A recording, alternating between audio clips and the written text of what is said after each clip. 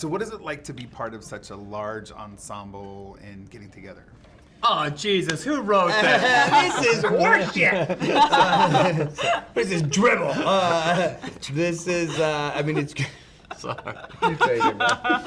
You take it. No, come on, I don't even know what the question Me was. neither. That's kind of why I said. What is it like being part of a large ensemble and working on films? Oh, yeah. Who wrote? I'm sorry. I was doing it again. We did it. All right. Sorry. Well, I will say that it's great coming into it, seeing this whole family just interact with each other, and they were very welcoming for me. So that was quite nice. Yeah.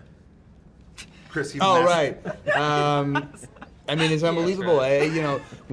Signing up to a movie like this, when you know you have to make, you have to keep coming back. You don't really know what you're signing up for because you don't know everybody involved yet, and to kind of be dealt this lucky hand of everyone just being just gems is really just an embarrassment of riches.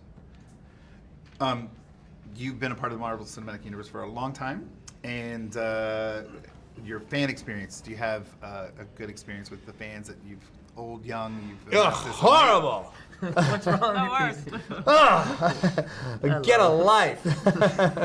No, it's truly been it's been the thing that makes this. I mean, this sounds cheesy.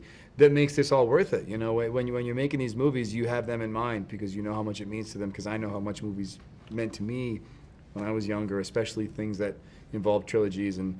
The Mark said earlier, the dedication. That's really like the best word to describe it. They're so committed, and it's this kind of built-in anticipation and built-in hype, and it makes every day on set exciting because if you're excited about something, they're going to be excited about something, and that's what makes this so satisfying. Perfect. You can't walk around feeling bad for very long when someone's like runs up to me like, "Oh my God!" I'm like, "Man, and then they're like, nice "Oh, to I me thought at you were home, Chris yeah." Pine." Oh yeah, saw your Chris Pine. So you played Bruce Banner over and I over. did a few It says times. over and over. What have you learned about Bruce? Over these many films. What have you learned about Bruce Banner? What have you learned about Bruce Jenner? That's what we really want to know. I mean, obviously he's a very complex guy. He's if going back to his backstory and all the in the comics, he's got a heavy. He comes from a heavy background, and he's got to work it out. He has to really work it out, and he does. He gets to where he needs to be. Mark took one of the words for your question, Karen. It says. That's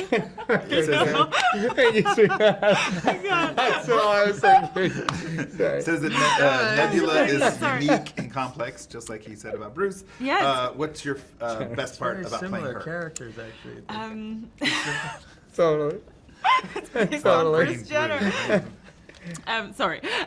My favorite part of playing Nebula, I think it's just sort of trying to make this villain empathetic and trying to.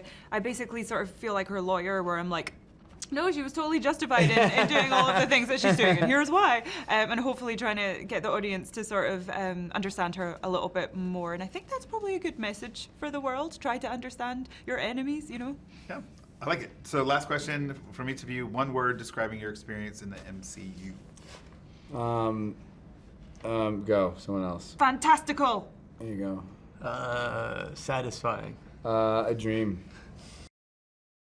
Hey there, here's today's Daily Fact. Now, in a post-credit scene in The Avengers, Chris Evans is the only character seen not eating. Now, this is apparently because the actor was wearing a prosthetic jaw for the scene as a means of covering the beard he'd been growing for Snowpiercer. Now, click here below to subscribe or on the side for more great content.